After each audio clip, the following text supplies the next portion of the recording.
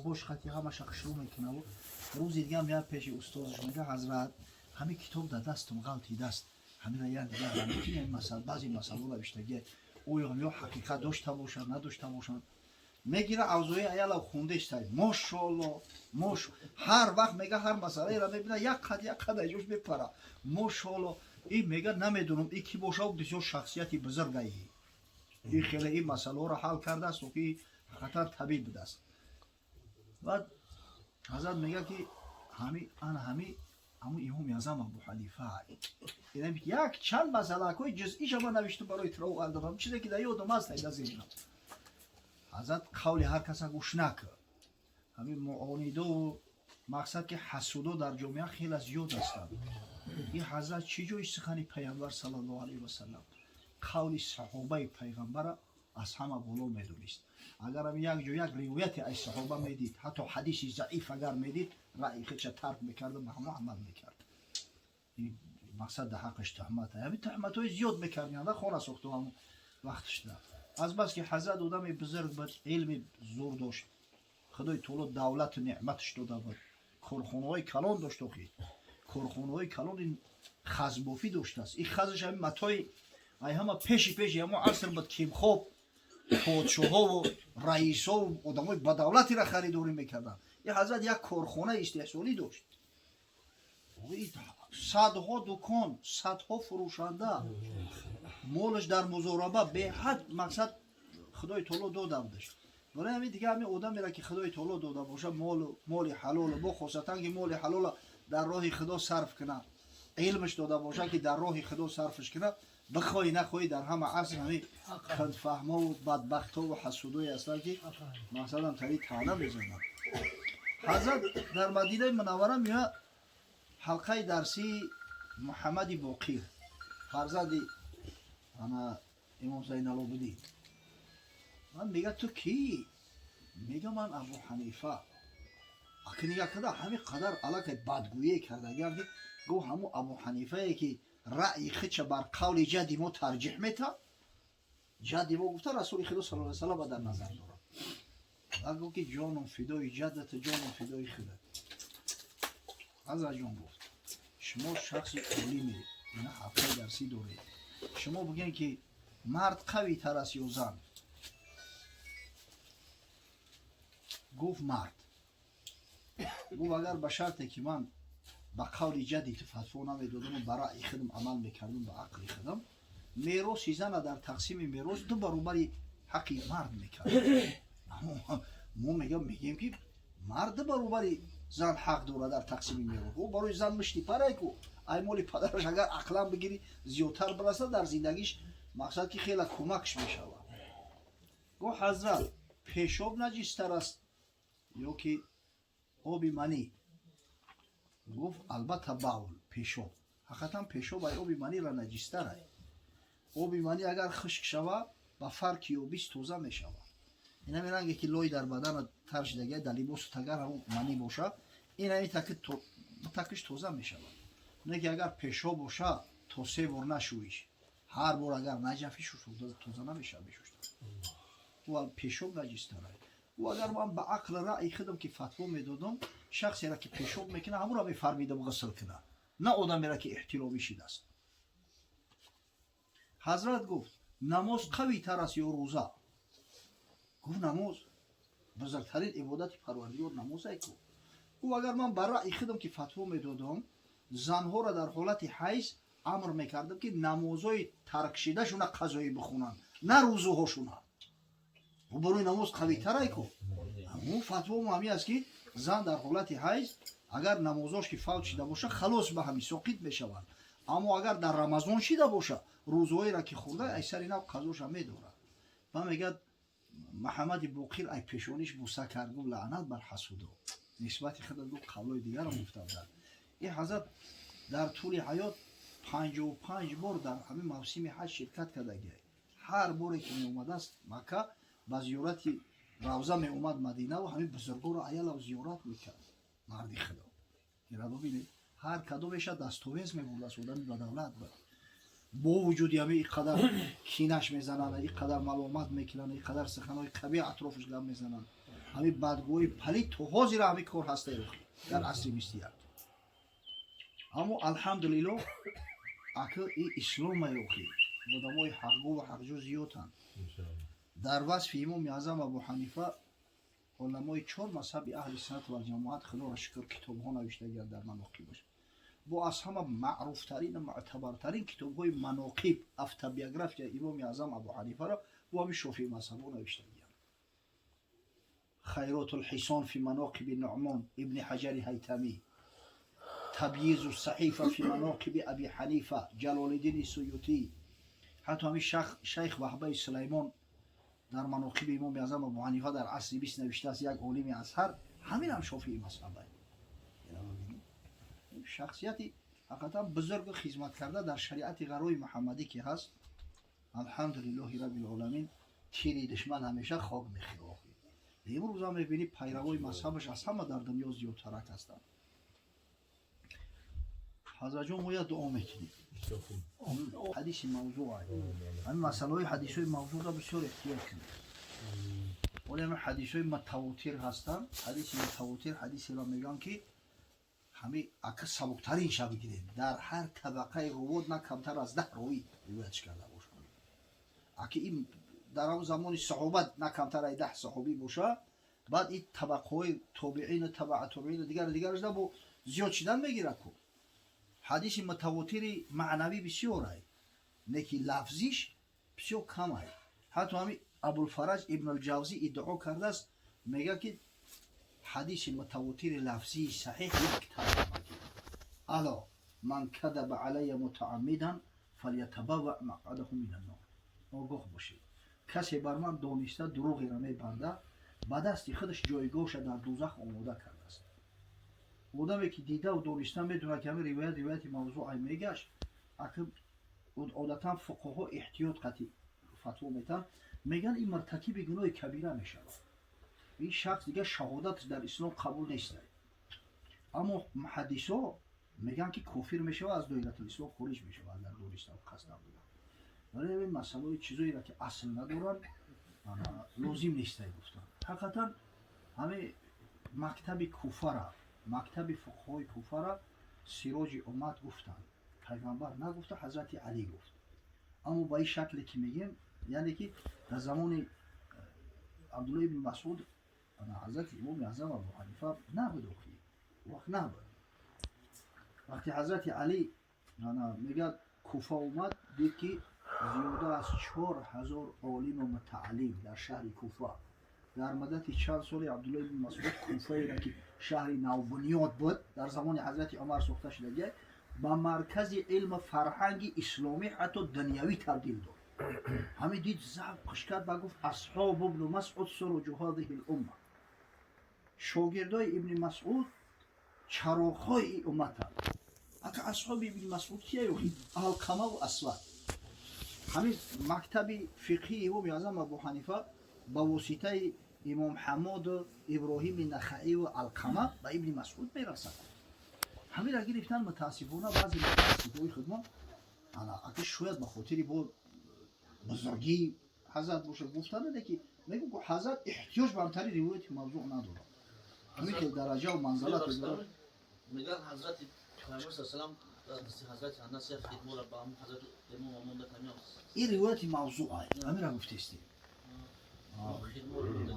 سيكون بعد رجل أنا اسمه نعمان كنيته أبو حنيفة فهو سراج أمتي این روایت موضوع است این را متاسفانه دارم که بعضی کتاب‌های فقهی مثل این همی صلات مسعودی و انتریو نوشتگیان یکون اصل نداره میگم که حجت هم نیست نه که امام سیوطی همون روایتی را که پیغمبر صلی الله علیه و سلم میگه که لو كان العلم معلقا بثريا لناله رجال من ابناء فارس میگه مصداق کلام پیامبر صلی الله علیه و سلم همین ابو حنیفه امام اعظم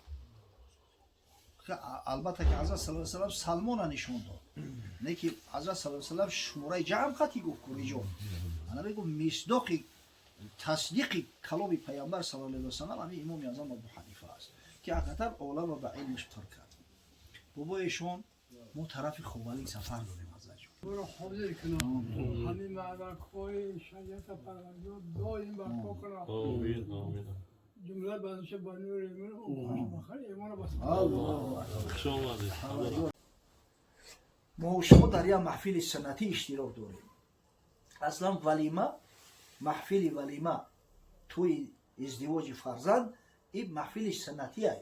پیغمبر خدا صلی الله علیه و سلم تاکید کرده است اولین ولو بشاه، اگر هیچ رنگی نداشته باشی همین یک گوسپند بکشو ولیمه فرزند انجام بده.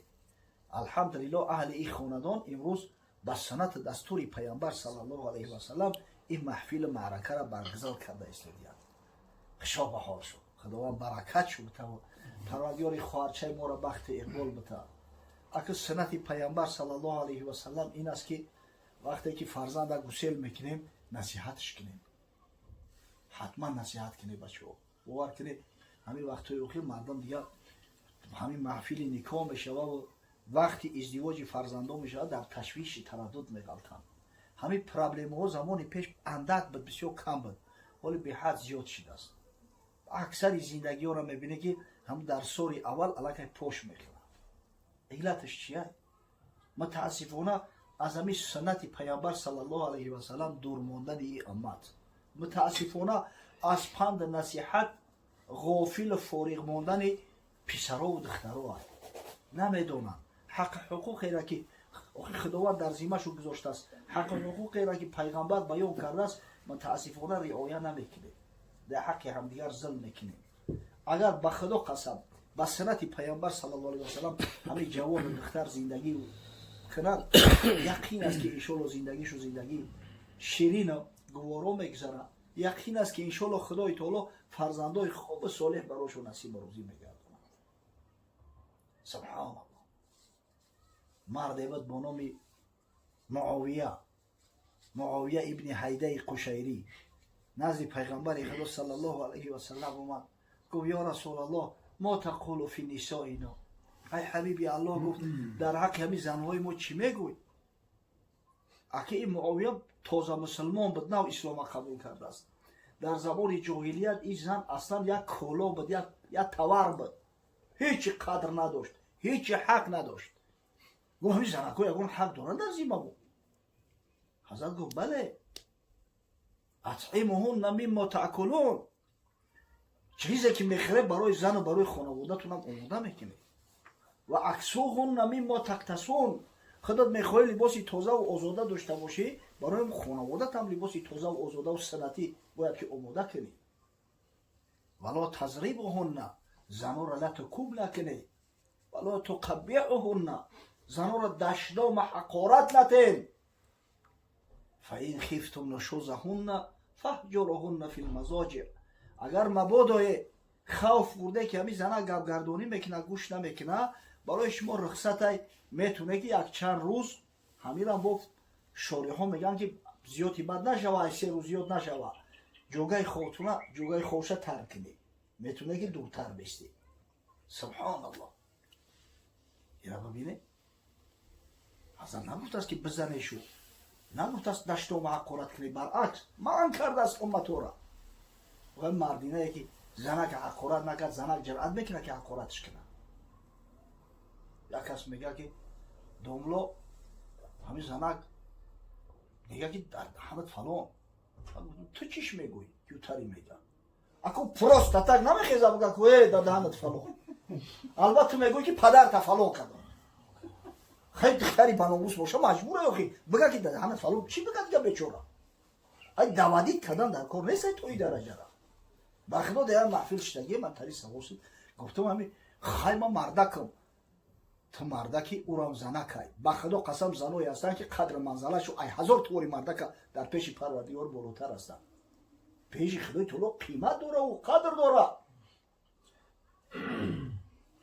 حضرت شیخ اتون میگه در حق همین بی بی ربیعه ادویه، او نه یک زن بود بل 100 مرد بود، از قدم تا فرق عینی درد بود. او را میگه با چشم کم میگه نکنه بی بی ربیعه زنک بود، او 800 مرده که با غیرت بهیمت با ناموس بود. خیلی زنک بنده الله های در میان زنک ها اینقدر اولیاء الله زیاد هستند. زنایی هستند که بخدا قسم غیرت و همت و ای مردک در خیلی بالاتره. ترا کی حق داده است که دشنو معقورتش کنی؟ او را که بنده خدا بدست. سبحان الله. حضرت شیخ سعدی میگه زنان را به عذر معین که هست زی طاعت بدارن گهگاه دست. زنکا یا عذرک دارن، عذر طبیعی. وقتی که حالت حیض شو میشوه یا وقتی که فرزند تولد میکنن در نفاس قرار میگیرن یک چند وقت از طاعت عبادت دورتر میشینن، نماز نمیخونن. اگر ماه شریف رمضان باشه روزه را میخورن، البته بعدتر بعد روزه را قضاش هم میدارن، اینه که نماز به همین ساقط میشوه. تو به عذر یک سه نشینی چه زن روی کم زیزن لافی مردی مزن. اما تو خانه آباد عذر نداری، به عذر رنگی زنکو باری یک سه میشینی، تو چه دعوای مردکی داری؟ تو لافی مردی نزن. زنانی که طاعت برغبت برن زی مردان اینو پرسو برترن. همین زنکایی که طاعت خدای تعالی را برغبت انجام میتن درجه و منزلت چو 1000 مرتبه این مردای بی غیرت بی همت بی تقوا را بالاتر و بالاتر. اگر خدا و رسول تصور کنه که مرد اشنا معقورت نکنه، مرد لط کوب نکنه، مرد حقی زنک بشناسه، گشنه و تشنش نمونه، لچ برهنش نمونه، با جای خود تأمینش کنه. کدام زنک از زندگیش بیزار میشوه و مینت شنه و ینگه و کیلن خاک بلا میشوه خونه پدرش میروه نمیروه. یک کمبودی دیگر همی است که امروز دیگر متاسفانه مادرها بیبی ها همون فونکسیایی را که ای نظر شریعت باید اجرا کنن نمیکنن، دختران را نصیحت نمیکنن. و خیر ریش سفیدو همش میدونن چه خیلی زندگی بدم دوره سویتی دارم، چی نصیحتو بود بچم سرک در خم بگی پگت خودت خشتومن میشه. امروز تو خشتومن تا احترام که پگه ای کیلنت احترام میبینی، ای فرزندت احترام میبینی. سری خم شمشیر نمیبره. ای گپو کجاشی دست دان خدا نیست همی تعلیمات.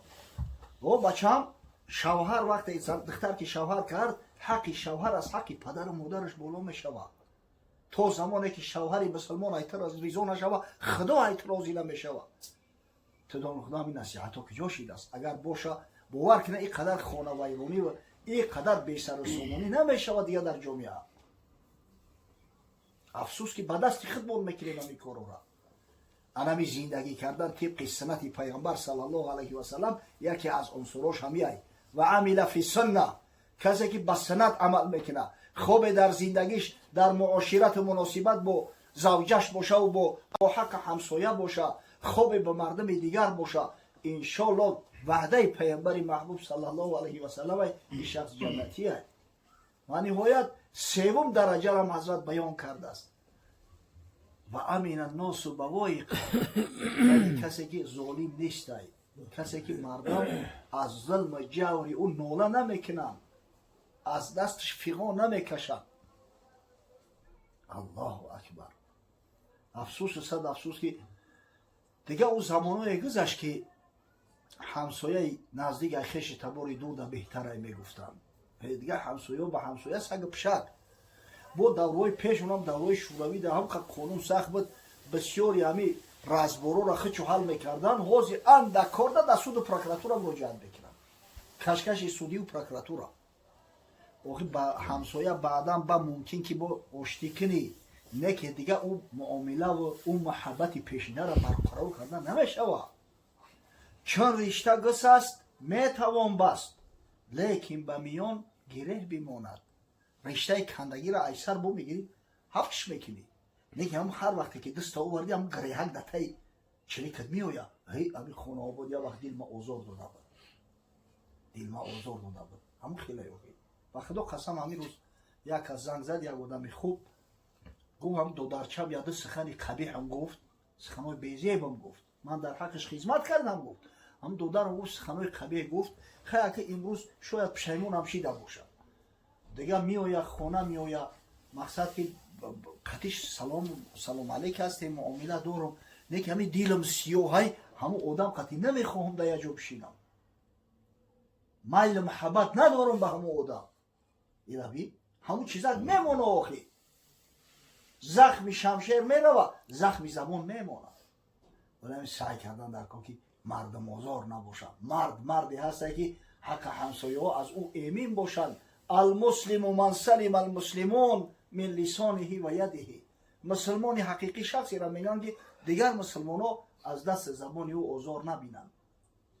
و امین الناس بوایق. مردی خوب باشه، صالح باشه، خدا ترس باشه، سعی کنه که به مردم زیان و ضررش نرسه. آخه انشالله این آدم جنتیه. در حق یک حیوان وقت شخص خیر نیکی و احسان میکنه، خداوند همین را با رحمتش گرفتار میکنه، همین را فراموش نمیکنه. همین کارشا چی برسه به یک انسان که یک انسان دستگیری کرده. حدیث امام بخاری است، حضرت عبدالله ابن عمر روایت میکنه که رسول گرامی صلی الله علیه و سلم فرمود: المسلم و اخو المسلم. مسلمان برادری مسلمان است، لا یظلمه ولا یسلمه. مادام که برادر شای در حق یارم برادر اسلامیش ظلم نمیکنه. ولا یسلمه ای لا یترکه مع من یعاذه من اعدائه. حتی اگر بینه که به هم برادر مسلمانش یگان زیان و ضرر رسیده است، دشمنو آزارش دادستیان، به خاطر هم برادر میخیزه در پهلوش میسته، نمیگذاره که دیگرها آزارش بتن. انا ایره اسلام و مسلمانی میگن. من کان فی حاجت اخیه کان الله تعالی فی حاجته. کسی یک حاجت برادری مسلمانی خودش میبره در حالت تنگی و مشکلی، خداوند بزرگ میگه حاجتای ایره روا میکنه. خدای کارساز، حاجت برار. و من فرج عن مسلم کربتا فرج الله عنه کربتا من کربات یوم القیامه. کسی یک غم و مصیبتی برادر به خرسندی مبدل میگردونه، یک برادر کمک میکنه، دستگیری میکنه، خداوند فردا روز قیامت انم غم و مصیبت های روز قیامت چه به خشی و به خرسندی مبدل میکنه، دوزخش به جنت مبدل میکنه. و من ستر مسلما ستره الله تعالی.